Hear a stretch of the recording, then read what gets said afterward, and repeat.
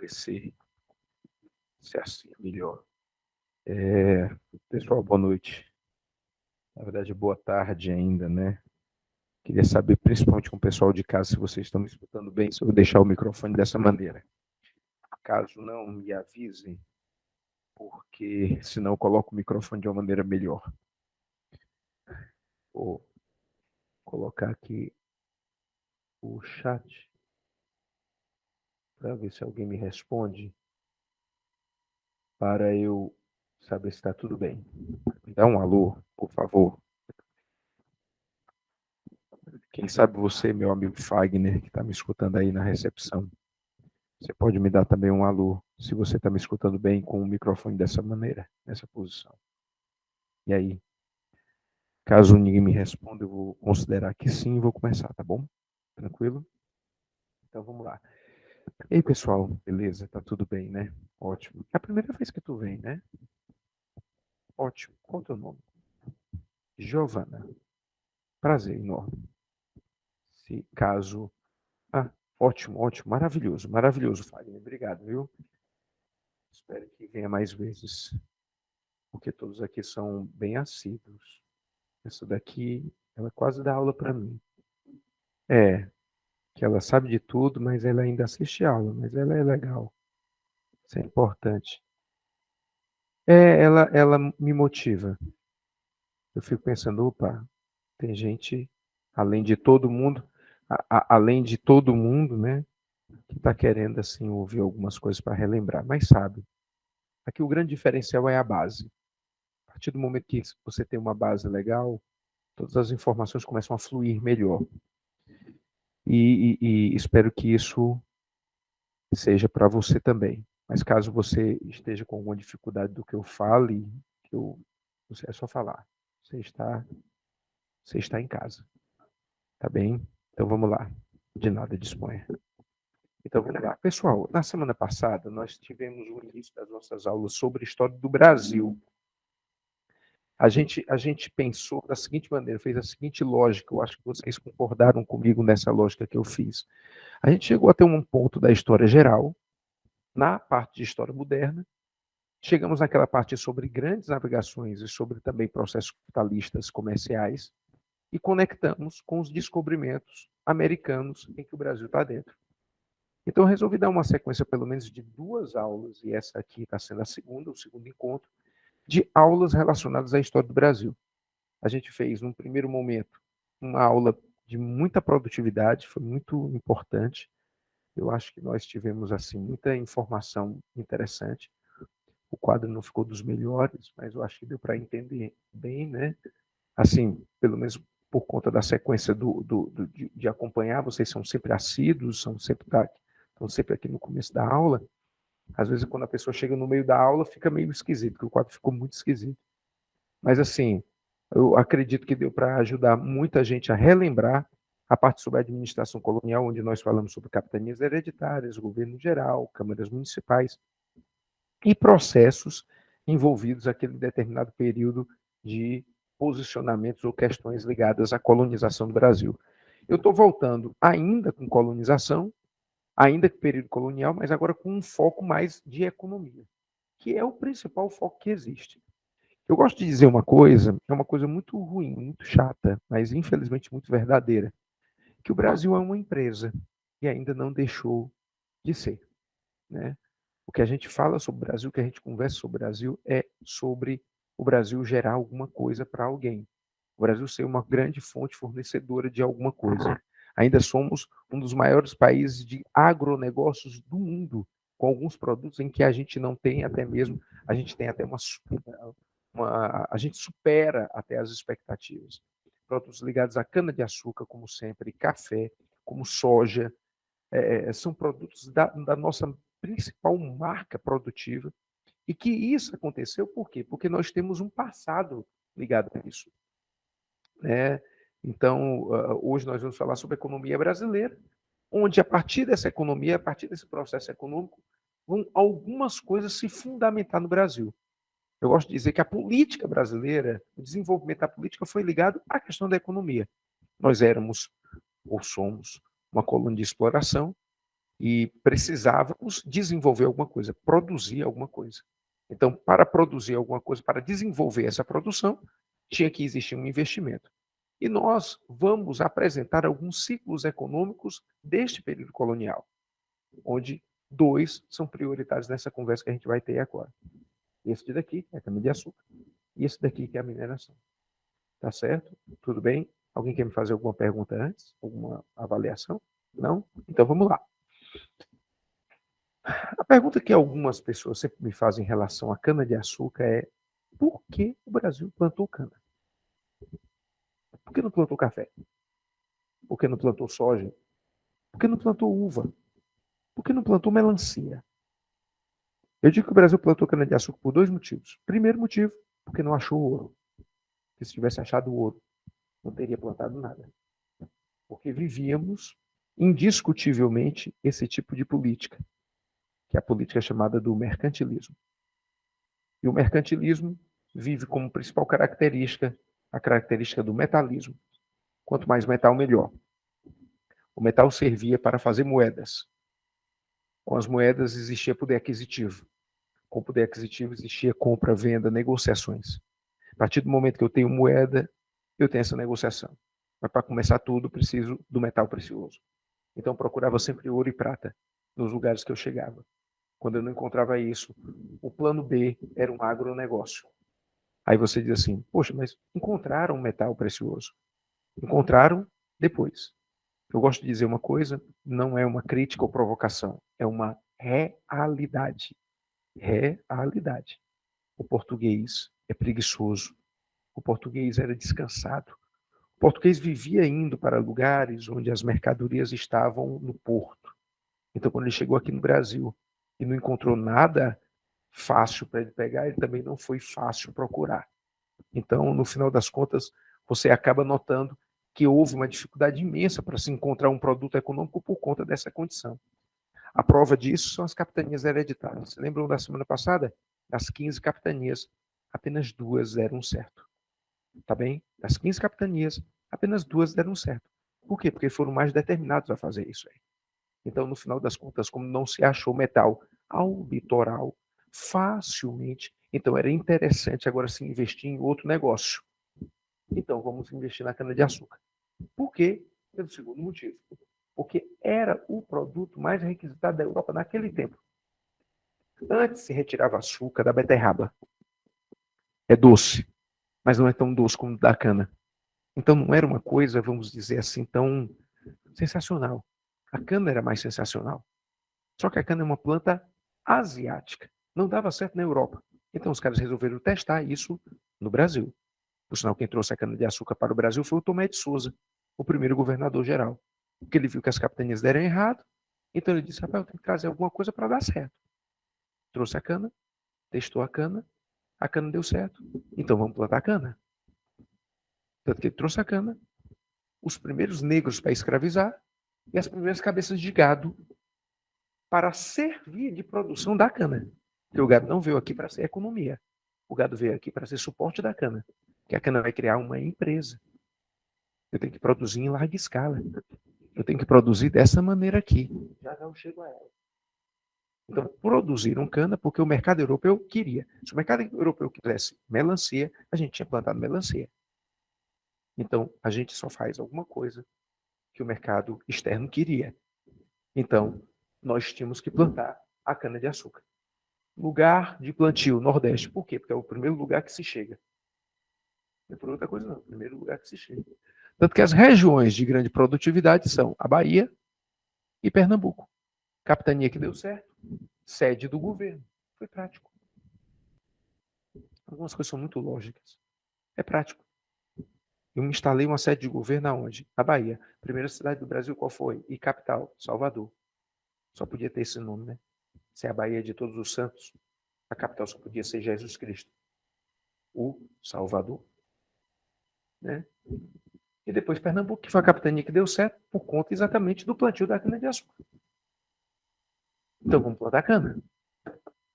Toda essa produção para o mercado externo, porque somos uma colônia de exploração. Então esse plantio tem que ser em larga escala. Por isso eu preciso de latifúndios.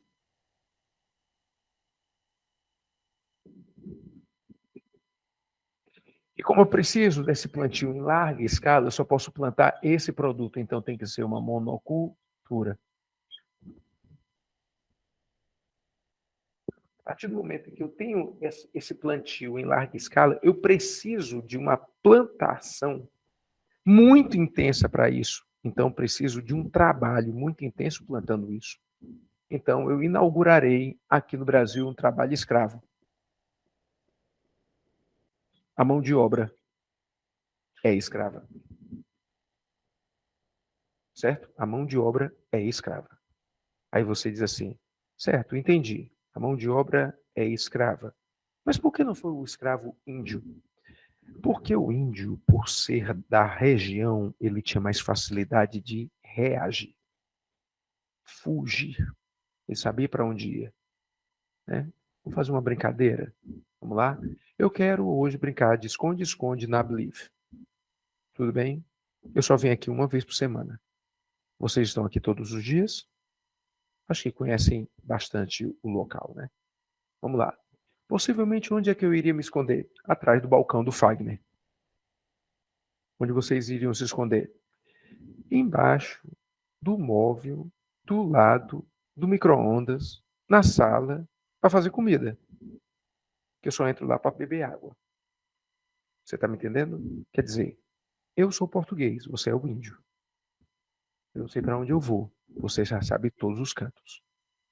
Então, quando o índio reagia, ele sabia fugir e sabia reagir. Não era muito inteligente ir atrás do índio. Era meio difícil. É por isso que o primeiro governador geral, Tomé de Souza, trouxe os jesuítas para catequizar os índios, acalmá-los, não atacar mais e facilitar a colonização. E tudo deu certo. O índio ficou entre a cruz e a espada. Se ele fosse para a cruz, ele sobreviveria, mas deixaria de ser índio, porque ele ia virar cristão. Se ele fosse para a espada, ele deixaria de ser índio, porque ele perderia a sua vida. Entre a cruz e a espada. Certo? Que neste caso, o índio acabava indo muito para a catequese, mas perdia seus elementos. A cruz é o etnocídio, a espada é o genocídio. E aí, nesse caso, quando eles eram catequizados, viravam cristãos, não podiam ser escravizados. Então a saída era trazer um outro trabalhador, que mataria 2 coelhos com a mesma cajadada. Seria um trabalhador desenraizado, portanto, uma pessoa que não conheceria aquele ambiente e não teria como reagir tão facilmente. E também tem um outro detalhe: vender negros era muito lucrativo. É você imaginar que o cara, que é o traficante de escravos, ia até a África conseguir esse negro, que geralmente conseguia trocando por alguma coisa. Eu trocava negros por cachaça, rolo de fumo ou litros de rum. Imagine uma vida custar litros de uma bebida alcoólica. Vamos lá. 1 litro de cachaça, o quê? R$ 10. Vamos botar R$ 10. Uma cachaça de uma qualidade ruim. Ou então, quem sabe, popular. Não precisamos fazer nenhum tipo de análise tão crítica. Mas vamos lá. R$ 10? Vamos lá. Vamos dizer que um tonel de cachaça tenha 20 litros. Então, se eu tenho 1 litro por R$ 10, 20 litros é R$ 200. Certo? É a vida de uma pessoa. R$ 200. Então, eu consegui aquele negro por R$ 200. Agora, eu vou para o Brasil, ou vou para qualquer lugar da América para vendê-lo. Ele custa uma média, atualizando valores, entre 25 a 30 mil reais. Vale muito a pena. O cara comprou por 200 e vai vender por 30 mil, é muito lucro, né? Aí o sujeito diz assim, mas professor, mesmo assim ainda é barato para a vida de uma pessoa. Não, a vida de uma pessoa não tem preço. Nós não estamos aqui querendo dar um valor a ela. Apenas estamos querendo dizer que o cara conseguia ganhar muito dinheiro com isso, fazendo esse tipo de coisa. Então, isso aqui foi implantado por 2 motivos. Para conseguir ter uma alta produtividade e para conseguir ganhar mais dinheiro com negociações dentro do processo colonial. Só que isso acabou gerando o quê? Simples. O que hoje nós chamamos de racismo. O negro é implantado como um elemento produtivo, não como um ser humano. O negro é um material falante, como dizia Aristóteles na antiga Grécia. Então, a partir do momento em que esse negro, que essa pessoa que não é considerada pessoa vem trabalhar, é escorraçado, humilhado. Às vezes, algumas pessoas fazem uma seguinte análise comigo: professor, quantos negros tinham numa fazenda? Para se ter uma alta produtividade, geralmente poderia ter entre 60, 70, até 100 negros numa fazenda. Vamos botar 100 negros. Quantos brancos tinham?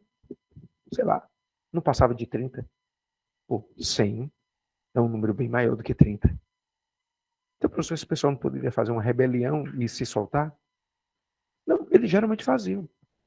Eles se matavam, matavam os outros, criavam práticas para a resistência, fugiam. Eles faziam tudo. Mas vamos lá, fugir para onde? Já que aquilo ali não era a sua casa.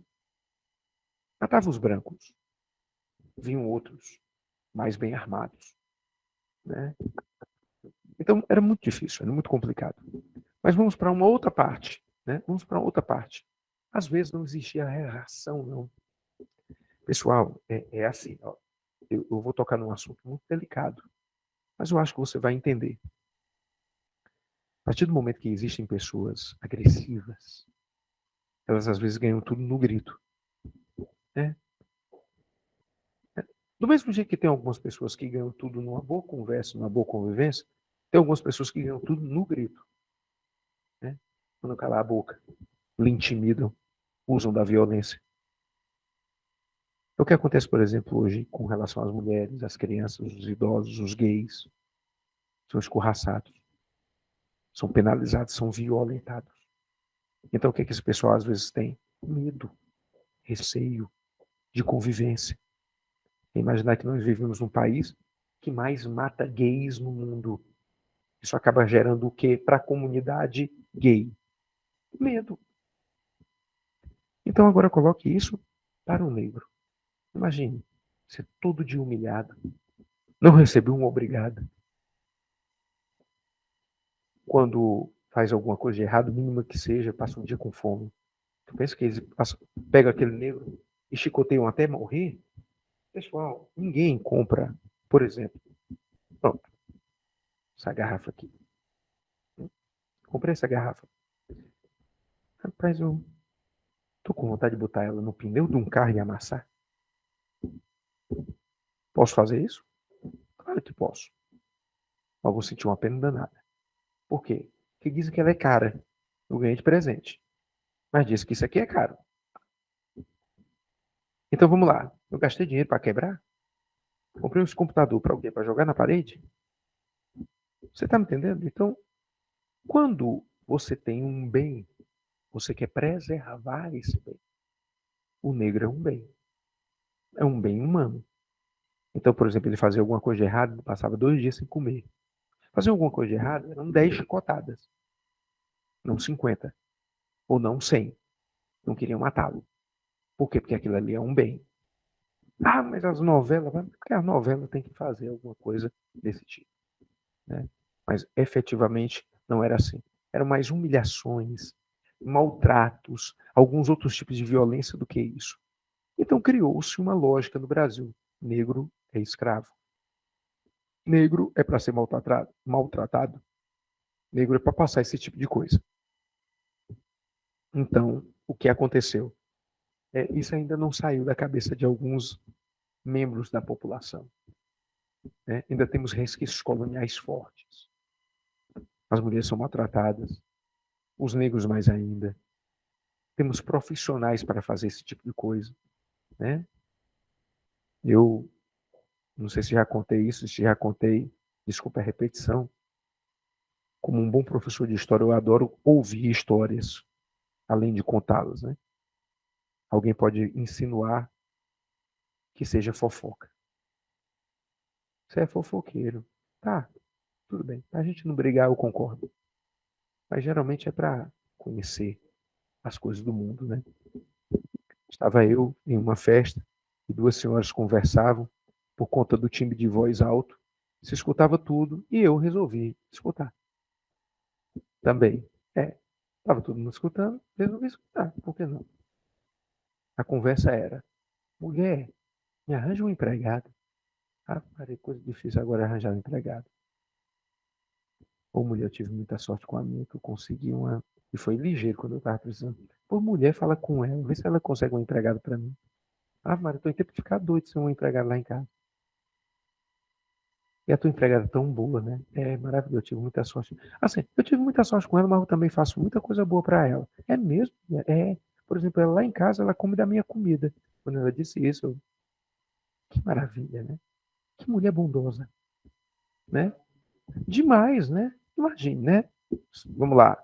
A senhora, que não importa a idade, está trabalhando numa casa de família, ela faz tudo, limpa a casa, cuida das coisas, faz a comida. Quando é a hora dela, vamos lá, comer, ela diz assim: olha, a sua ração está na geladeira, viu? Não coma a comida da gente, não.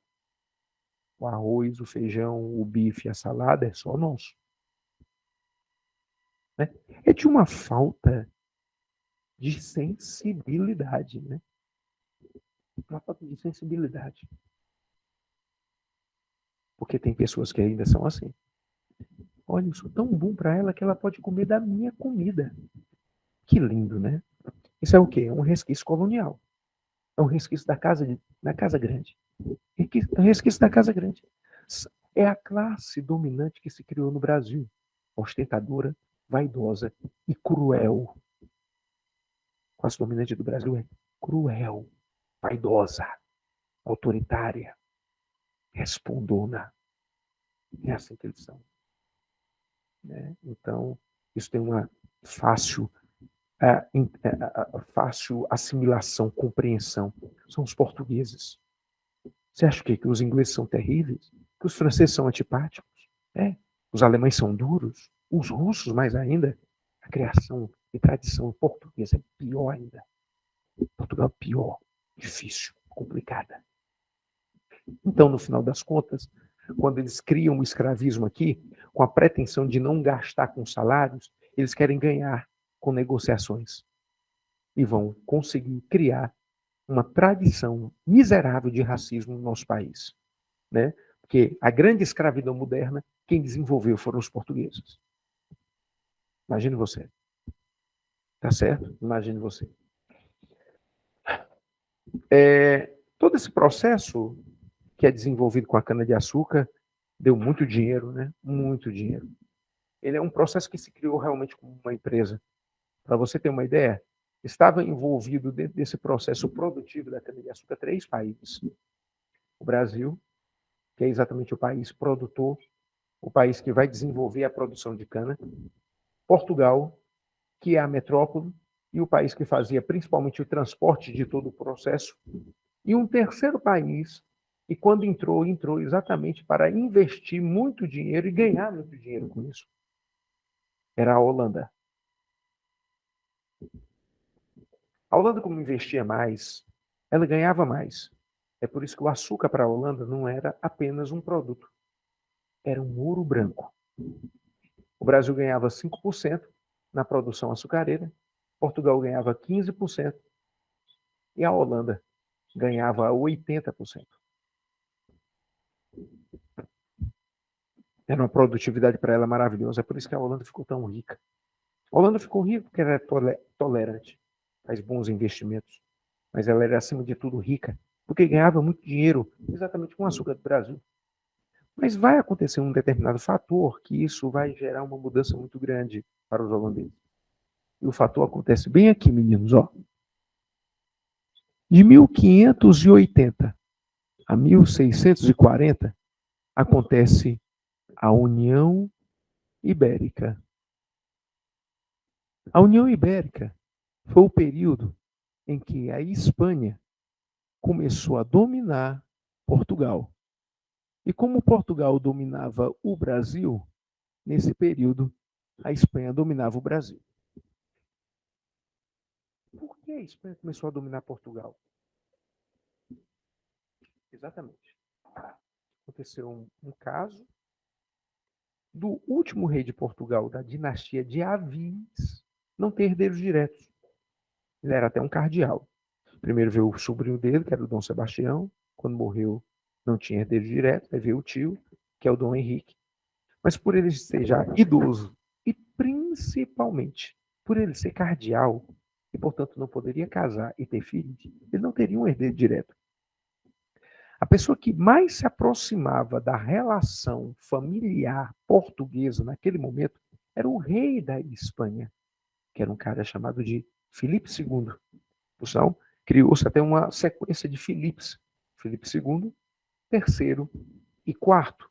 É por isso que essa época de domínio da União Ibérica também pode ser chamada de dinastia filipiana, por conta dessa sequência de reis com o mesmo nome. Acabou ficando dessa maneira. Quando Filipe II ele disse que era sobrinho neto de Dom Manuel Venturoso, que era, no final das contas, um rei português, ele disse, agora eu vou ser rei de Portugal. E o pessoal concordou por quê? Porque o Filipe II, na época, era o homem mais rico e mais poderoso da Europa. Então o pessoal pensou, esse homem sendo nosso rei, nós vamos prosperar. Só que o tiro saiu pela culatra.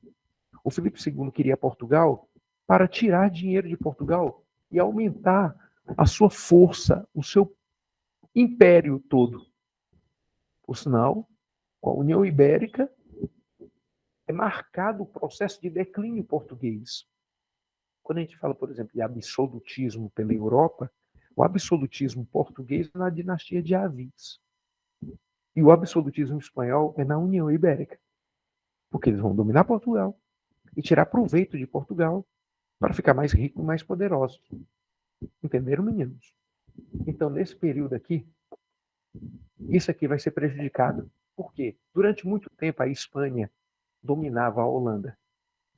É por isso, até mesmo, que a cultura holandesa, que é uma cultura da região de Flandres, que é chamada de uma cultura flamenga, com a relação que ele tinha com a Espanha assimilou muito essa cultura flamenga. Se você conversa com alguém, convive com alguém que, por exemplo, gosta muito de dança, eu não estou falando de um tipo só. Eu conheço um fulano que ele adora forró. Não, eu estou falando de forró. Eu estou falando de forró, carimbó, balé, funk, hip hop.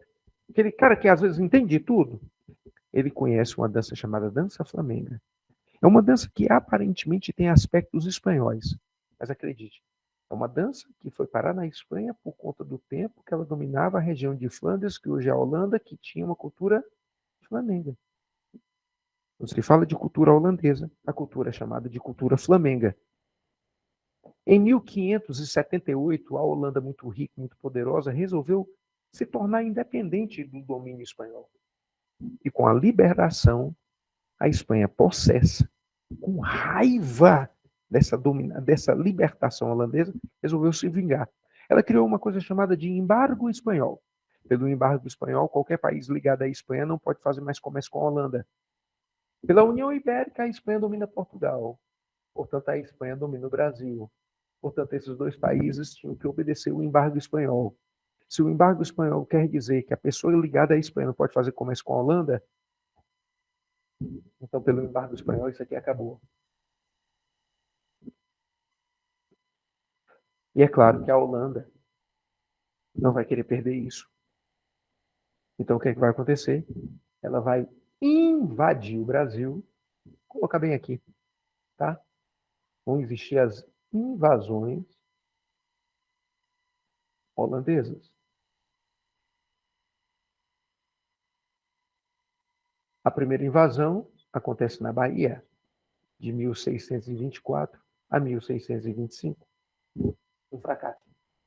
Invadiu a capital. Sem muita maturidade militar. Mas a segunda invasão já foi um sucesso. Ela invade Pernambuco. E quando invade Pernambuco, passa aqui 24 anos. Aí ele já tira um bocado de dinheiro do nosso Brasil, exatamente explorando o açúcar. Essas são as invasões principais que existem. Professor, só uma pergunta. Isso aí está acontecendo em que espaço de tempo mesmo? Só para eu ter uma visão de tempo e espaço. Vamos lá. Se eu falo do desenvolvimento do açúcar do Brasil, eu estou de 1549 a 1660. Esse é o espaço do desenvolvimento. Portanto, o açúcar do Brasil é século XVI e século XVII. Todo mundo sabe contar o século aqui? Sabe? Então pronto. Porque se não soubesse, eu ensinaria. Não é difícil. Tá bem? Então eu estou no século XVI e estou no século XVII. Esse é o período da cana-de-açúcar.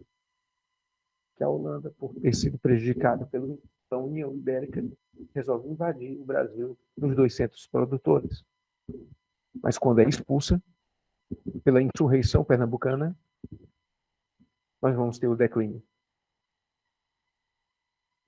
Ela acaba sendo expulsa exatamente por causa da expulsão do Maurício de Nassau. Só tem uma história ótima para contar sobre isso. Acho que vale a pena. Acho que vale a pena. Claro, pode perguntar.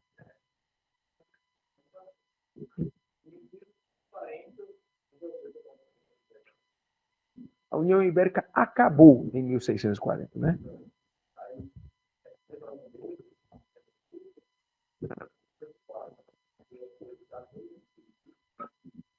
Isso, mas ao mesmo tempo que a União Ibérica acabou, essa pergunta dele foi muito oportuna. Qual é o teu nome mesmo? Klinger. É isso. Teu nome era a cara do Diego, né? A cara do Diego, falar Klinger. Vamos lá. Olha só. Klinger. Quando a União Ibérica acabou, ela acabou porque Portugal resolveu dizer assim: eu quero agora um rei português. E aí criou-se a dinastia de Bragança. Mas a Espanha não aceita.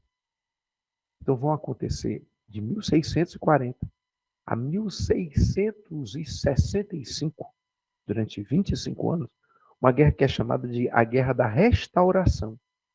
Esse é o ponto em que Portugal, já meio falido por conta da invasão holandesa e também da exploração espanhola, tem que pedir dinheiro à Inglaterra para pagar suas contas. Esse é o que começa, é o princípio do fim, como diz a história. Que aí as contas vão ser pagas com isso aqui. Entendeu? Mas vamos lá, vamos ao que interessa. Nesses processos pós a União Ibérica, ainda não existia uma relativa paz. Vai ser firmado algumas tréguas, vai ser firmado algumas boas relações entre Espanha e Holanda, mais uma vez, mas foi imediatamente ao término da União Ibérica. Resumindo, quando a União Ibérica acabou, as relações entre Espanha e Holanda ainda estavam estremecidas. E agora estavam mais estremecidas ainda com Portugal também, inclusive. Certo? Então, imediatamente, após a União Ibérica, nós não temos ainda boas notícias para dar de relações diplomáticas. Esse é o detalhe que existe. Tá certo? E a história que eu ia contar é o seguinte: eu acho que todo mundo sabe que quando a Holanda veio aqui e dominou o Brasil durante um tempo, ela trouxe para cá um grande administrador conhecidíssimo, que é o Maurício de Nassau. Maurício de Nassau é a cara até mesmo é o fundador de Recife, o cara que mais fez bons investimentos enquanto a Holanda estava dominando aqui. Eu acho que se lembram disso, né? Maurício de Nassau era aquele cara que emprestava dinheiro sem juros e com longos prazos. Isso era maravilhoso para quem recebia esse dinheiro. Mas a Companhia das Índias Ocidentais, que era quem administrava esta invasão, achou o Maurício de Nassau com uma política muito branda e o demitiu. E o colocou para fora, substituindo por um outro administrador holandês extremamente rigoroso. Mas esse administrador holandês, ele resolveu seguir uma coisa que o Nassau estava fazendo. O Nassau estava tentando espalhar pelo restante do Nordeste plantações, ele queria implantar plantações de cana-de-açúcar. Então, esse novo administrador escolheu um militar holandês chamado de Matthias Beck e disse assim: olha, você vai por uma capitania chamada de Ceará Grande e você vai tentar implantar a cana-de-açúcar lá. Matthias Beck veio, instalou um forte do lado do rio, olhando para o mar. O rio é o rio Pajeú e é o nosso litoral. E ele fez um forte, onde esse forte, para ele bajular o governador que ele mandou lá, ele botou o nome do governador. O substituto de Maurício de Nassau chamava-se Walker Schwanenbock. E o Maurício de Nassau, quando foi substituído por esse cara, ele, portanto, também, né, outro holandês, ele teve uma política mais severa. E o Matias Becker, para bajular o governador, botou o nome do Forte de Schwanenbock. Para a ficha que não caiu, ela cai agora. Isso é o forte que deu origem à nossa cidade. Que quando o holandês foi expulso, foi rebatizado de Fortaleza de Nossa Senhora da Assunção, que é o nome da nossa cidade, para quem não sabe. Né? Porque o nome da nossa cidade é Fortaleza de Nossa Senhora da Assunção. Mas como nós temos aqui um costume muito grande de comer algumas palavras, algumas sílabas e coisas desse tipo, a gente só deixou Fortaleza. Né? Só deixamos Fortaleza. Tá? Então, na verdade, nossa cidade tem uma origem realmente do forte, holandesa, nesse período. Porque o Matias Beck vem para cá em 1649.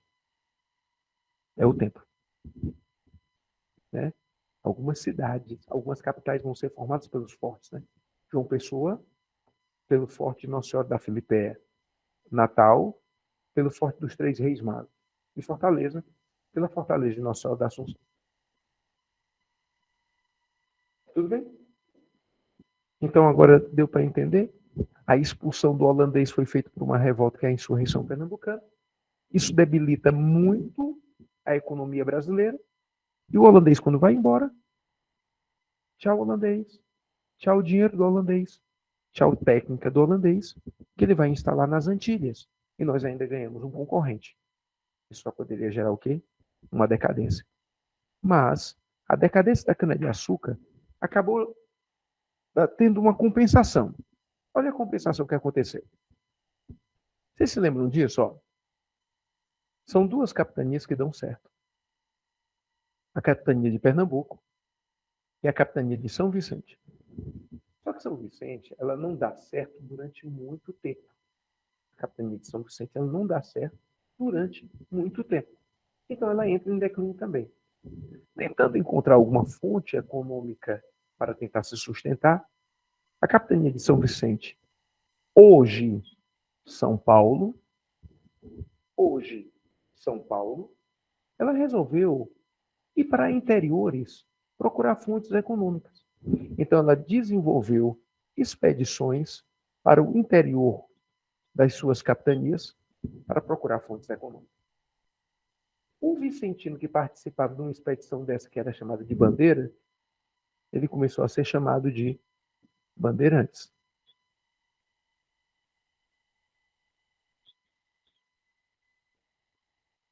E o bandeirante tinha uma função que se dividia em três. Todo bandeirante, ele fazia um sertanismo de contrato.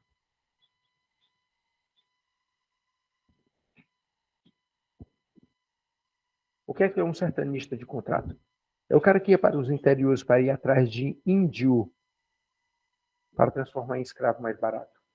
Ou ir atrás de negros fugidos para recuperar, botar nas senzalas e destruir seus quilombos.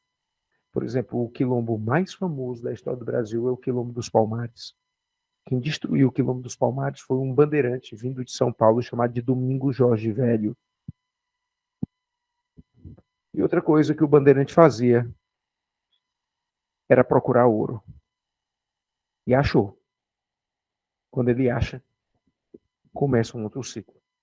Um ciclo que vai de 1690 a 1790, mais intensamente.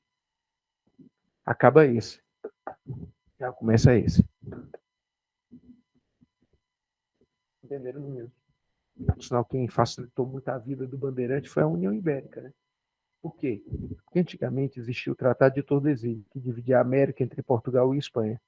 Isso era a parte que cabia para Portugal na América. Apenas uma ponta da América do Sul. Essa ponta da América do Sul é o Brasil. Aqui era Portugal. Aqui era Espanha. Mas a União Ibérica dizia que agora tudo que era de Portugal pertencia à Espanha. Então, se tudo que era de Portugal pertencia à Espanha, para que dividir uma coisa se tem um dono só? Então, o cara que estava aqui podia passar para cá. O que é que o Bandeirante fez? Ampliou o Brasil. É por isso que ele é herói, porque ele criou um país continental. Mas chamar ele de bandido também porque para criar um país continental, ele é um rolo compressor. Matava índio, matava negro, matava branco.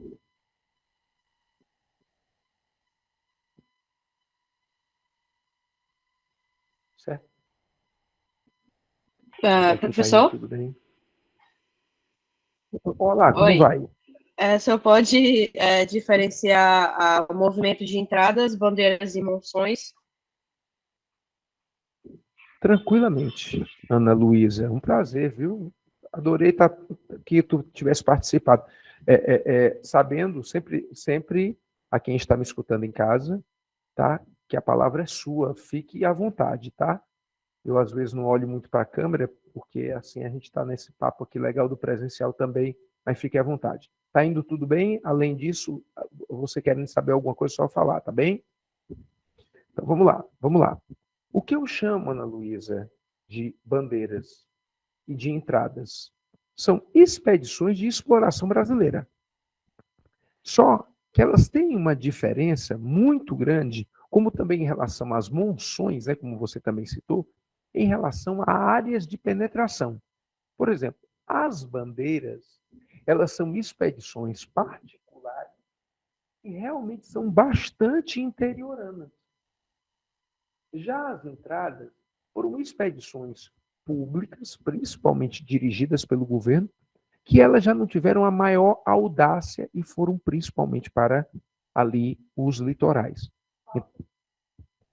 Vamos lá, repetindo. Entradas. A gente gosta de fazer até uma brincadeira, uma bobagem. É uma brincadeira, mas não é nada risonho, não. É que de entradas, não tinha nada. O que é que sugere uma entrada? É uma penetração. Né? Teve uma entrada. Então, sugere uma penetração, um processo mais para dentro, vamos dizer assim. E não ficava ali, principalmente nas áreas litorâneas. Também as monções também eram mais ligadas a partes também mais próximas ao litoral. Mas aí a grande diferença que tem com as bandeiras. Entradas públicas e litorâneas. Bandeiras particulares e interioranas. Tá certo? Ana Luísa, você conseguiu anotar se desejava? Entendeu aí legal? Me dá um retorno de novo, Pode por só favor, repetir se se as não se monções importar. eram públicas ou particulares, por favor?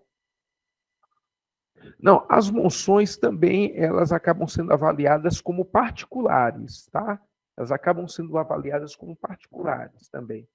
Mas elas eram muito parecidas com as entradas, porque elas não eram plenamente interioranas, tá?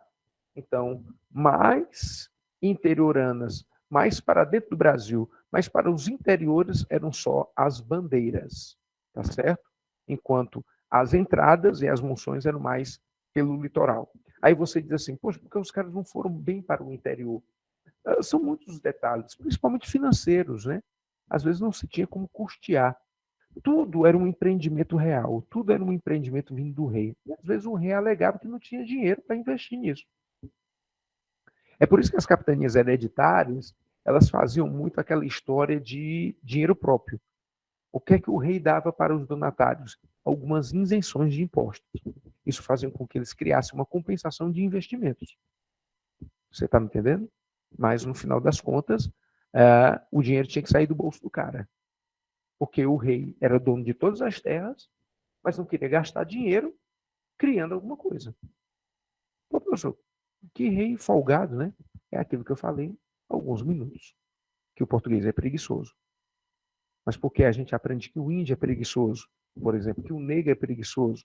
Porque criou-se esse imaginário que ele não trabalharia para prosperar. Me diga uma coisa, por favor, e não se acanhe dessa análise ser criticada, tá? Inclusive você, Ana Luísa. Vale a pena ser trabalhador escravo?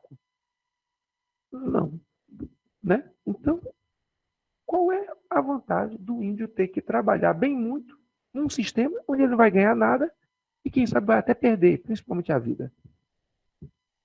Quem, quem, quem madruga, Deus ajuda, o trabalho dignifica o homem, era assim que se dizia. Mas dignifica-se em quê? Em quê? Que tipo de trabalho é esse que traz essa dignificação? Não existe essa dignificação. Não existe essa dignidade. O índio ia trabalhar para o homem branco. Para ganhar o quê? Você está me entendendo? O que eu acho horrível, professor, é porque ele tinha um maior número e não ganhava. É porque o homem branco tinha espertezas. Ele sabia que as tribos brigavam e às vezes ajudava uma a bater a outra, mas as duas se enfraqueciam. Existia a força tecnológica do homem branco, que tinha armas de fogo, coisa que o índio não tinha. E principalmente uns detalhes, como, por exemplo, doenças que eram proliferadas, que abatiam boa parte da tribo, né?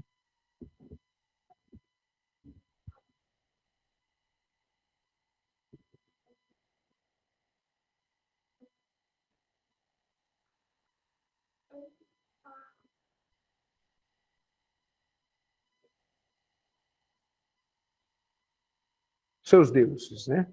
Principalmente os astecas, né?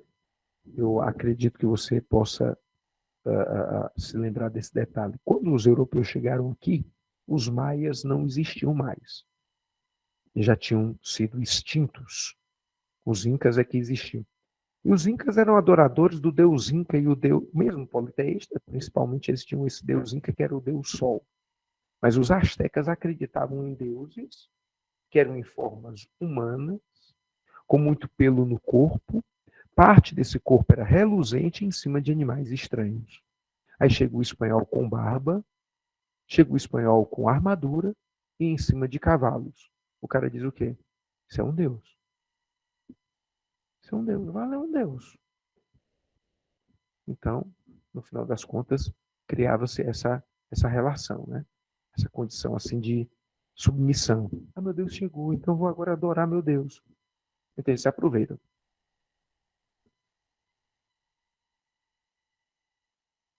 Tem essa também. Os índios brasileiros já são adoradores de elementos da natureza e não de elementos antropomórficos, né? E aí acaba criando. Às vezes se personifica também, dependendo da tribo, né? Mas era muito mais raro. Era muito mais raro. Tudo bem? Tranquilo? Sem problema? Ciclo da cana-de-açúcar encerrado. Alguma avaliação, alguma pergunta? Ana Luísa, em casa? Tá tudo bem? Só mais uma. Quem quer participar dessa chamada? O Bandeira. Pode perguntar, querida.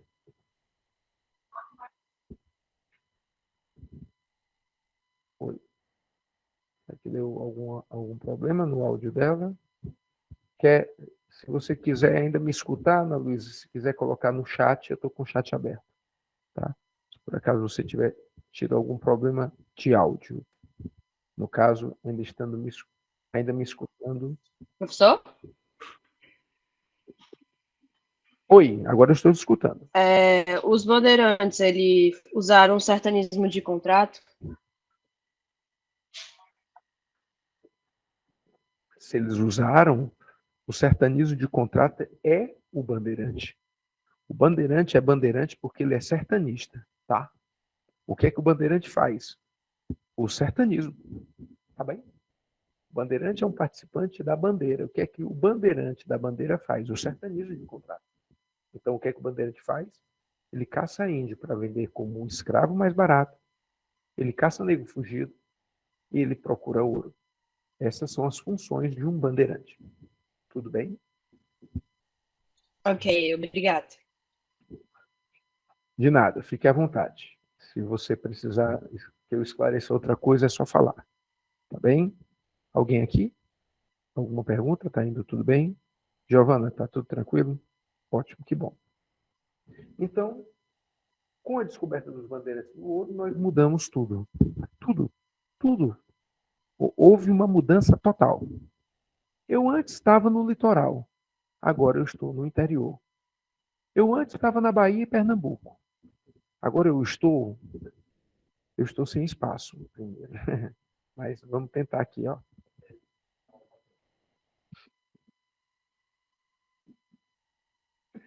Cara, valeu, ó. Muito obrigado. Os estados que mais se destacam numa produtividade mineratória nesse período são 3: Minas Gerais, Goiás e Mato Grosso. Para fazer uma equivalência, que eu destaquei estados produtivos também na cana-de-açúcar. Enquanto na cana-de-açúcar eu tenho uma produção ligada ao plantation, com monocultura, latifúndio e mão de obra escrava, aqui eu tenho a lavra e a faiscação. Vou falar agora, tá certo, amor? Produção.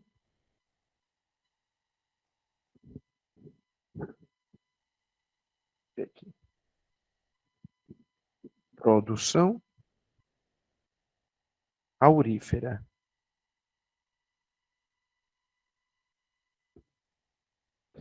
A produção aurífera é com a lavra e a produção com a faiscação.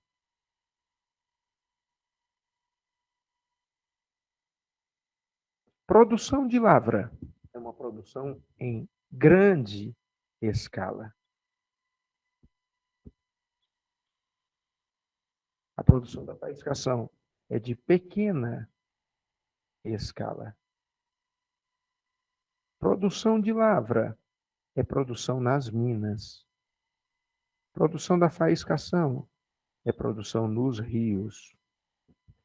Produção da lavra admite-se escravidão. Produção na faiscação, eu tenho uma mão de obra livre.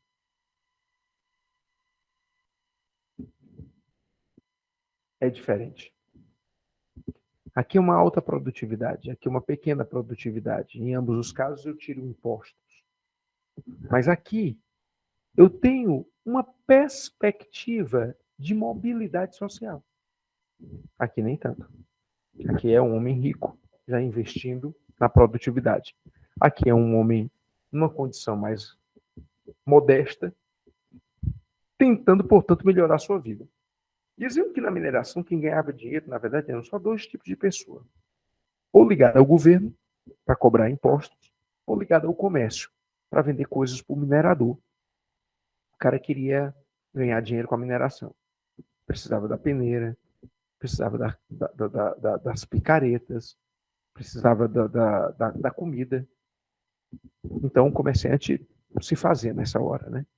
Mas, no final das contas, a situação aqui é que o governo ganhava mais. O governo tinha mais poder, mais valor nesse momento. Certo? Porque ganhava mais com isso. Mas vamos lá.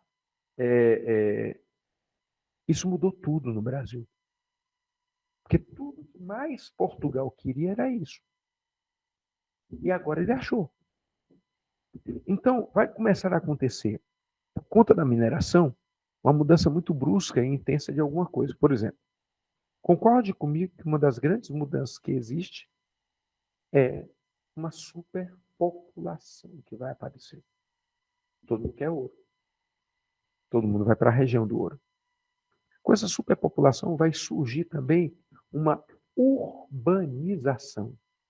Porque o cara que vai para trás do ouro vai ter que ter um lugar para morar. Vai ter que ter um lugar para ele ficar. Vai começar a existir uma mobilidade social. Muitas custas, inclusive de sonegações. Eu acho que o pessoal já deve ter ouvido falar, por exemplo, que existiam muitos roubos, de pessoas variadas.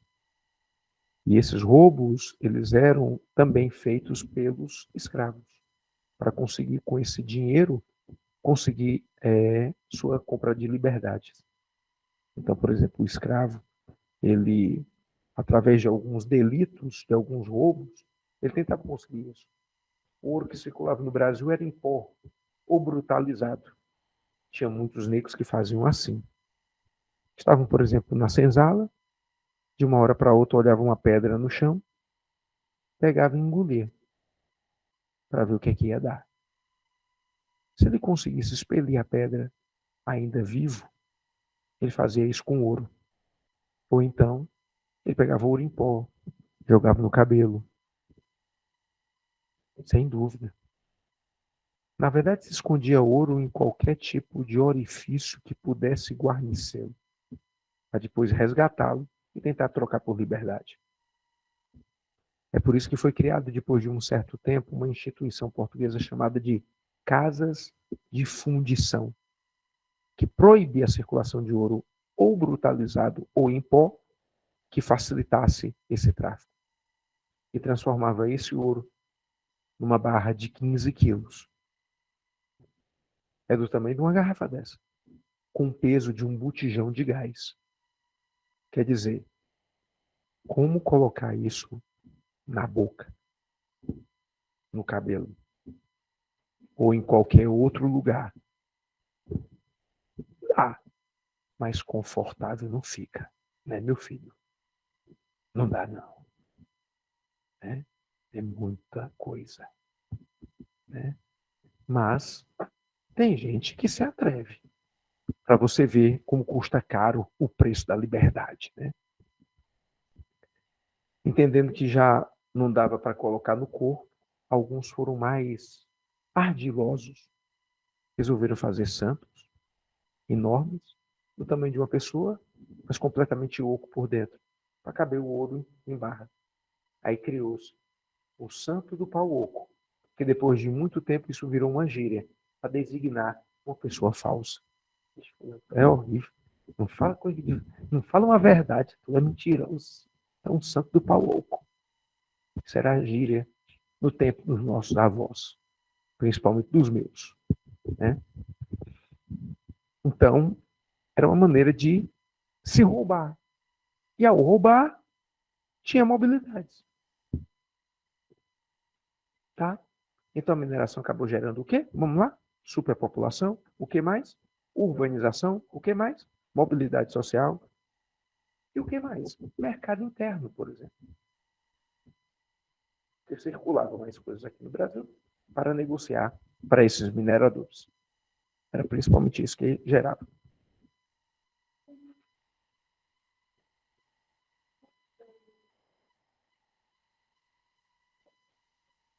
Não, era assim.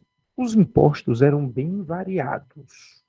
Tinha dízimo, tinha quinto, tinha captação, tinha derrama. No tempo da mineração, por exemplo, amor, já ouviu falar disso aqui, ó? Período pombalino. Pombalino vem de Pombal, e o Pombal em questão é o Marquês de Pombal. Olha o período de governo do Marquês de Pombal, que era primeiro-ministro de Portugal. Primeiro-ministro de Portugal era o Marquês de Pombal. Certo? Esse espaço de tempo. Concorde comigo que eu estou na mineração? Não é isso? O Marquês de Pombal foi o primeiro-ministro que acabou com as capitanias hereditárias, que começou a cobrar imposto de jesuíta, que mudou a capital de Salvador para Rio de Janeiro. Aqui, aproveitando de buraco, né? Vamos lá. Isso eu já coloquei. Semana passada eu coloquei essa informação. Só repetindo. De 1549 a 1763, a capital do Brasil era Salvador. Mudou para o Rio de Janeiro no tempo do Pombal. Em 1763 até 1960, a capital do Brasil era o Rio de Janeiro. Informação esta, e agora nós podemos analisar melhor. Por que essa mudança de capital? Porque mudou o ciclo econômico. Eu saio do litoral para ir para o interior. Eu saio do Nordeste para ir para o Centro-Sul. Então, eu saio de uma capital da cana para agora uma capital que escoa o ouro. O Rio de Janeiro não é uma área de exploração mineratória. Não é. Mas tem a área de exploração portuária. Então, o ouro está indo para lá, para ir para Portugal. E quem manda isso é o Marquês de Pombal. E o Marquês de Pombal também é o criador deste imposto, que é a derrama. a cobrança de impostos atrasados. Então, na verdade, existem inúmeras condições, tá? Inúmeras condições para indiscutivelmente termos aqui uma exploração generalizada desse processo. Tá certo? Tranquilo? Sem problemas, meninos? Deu para entender essa relação? A produção mineratória no Brasil entrou em decadência por uma questão relativamente simples. O ouro, ele é um produto não renovável. Quanto mais exploração, mais ele vai se acabando. Principalmente porque o ouro do Brasil era o ouro de aluvião. O que é um ouro de aluvião? É um ouro rasteiro, é um ouro de superfície. É um ouro que vai sendo retirado intensamente e, é claro, não se renova. E por ser de superfície, é muito ralinho, é de pequena quantidade. Então, o ouro sendo explorado intensamente e de pequena quantidade, no instante acaba. Quando acaba, a coroa portuguesa diz: o ouro não acabou. É o brasileiro que é ladrão. Precisamos exigir mais do brasileiro. Então, as tarifas vão aumentando, os impostos vão aumentando e o brasileiro não vai aguentando. Por isso, quando chega esse período, chega também a crise do sistema colonial. É neste período da mineração que aparecem os movimentos nativistas e os separatistas. Que isso vai começar, no caso, a fazer você entender que a colônia está começando a fraquejar, a se enfraquecer. Tudo bem? Tranquilo? Sem problemas? Ótimo. Deixa eu falar só um pouco da pecuária e a gente sai, tá? Eu sempre gosto também de não extrapolar muita informação e também eu sempre tenho aquele tempinho para ir também para uma outra aula que eu tenho, que é exatamente a aula do meu curso. E aí a gente faz aqui essa finalização do processo, tá certo? Um instantinho. Vamos lá. A questão da pecuária é a seguinte. Vamos lá. É o gado que vem aqui para auxiliar a cana-de-açúcar, mas esse gado começa a dar prejuízo. Como é que o gado que era para auxiliar a cana-de-açúcar vai começar a dar prejuízo? É porque o gado é criado de uma maneira extensiva. E quando ele é criado de uma maneira extensiva, que é solta no pasto, como o pasto é o latifúndio da cana, ele invade esse latifúndio pisoteando e comendo a cana. Aí ele tem que ser afastado da cana. A cana-de-açúcar no Nordeste é uma produção do litoral. Se o gado está aqui a produzir cana, então o gado está no litoral. Mas agora o gado tem que ser afastado da cana. Então o gado afastado da cana é o gado afastado do litoral. Então o gado vai para o sertão nordestino.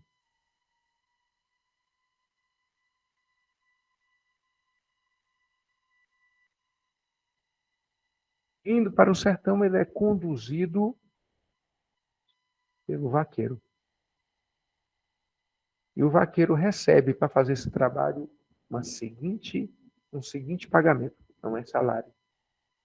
Ele pega o rebanho e a cada 4 bezerros que nascem nesse rebanho, olha só, 4 bezerros que nascem nesse rebanho, um fica com o vaqueiro.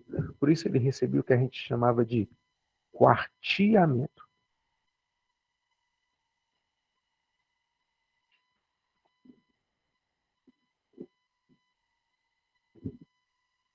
E essa pecuária vai gerar que tipo de ciclo econômico? 2. A pecuária vai gerar o ciclo do couro. É por isso que no Nordeste nós somos chamados de civilização do couro, por conta da pecuária, e também a produção de carne seca, carne do sol, ou carne de charque. É desenvolvido oficinas para a produção dessa carne. Essas oficinas são chamadas de charqueadas.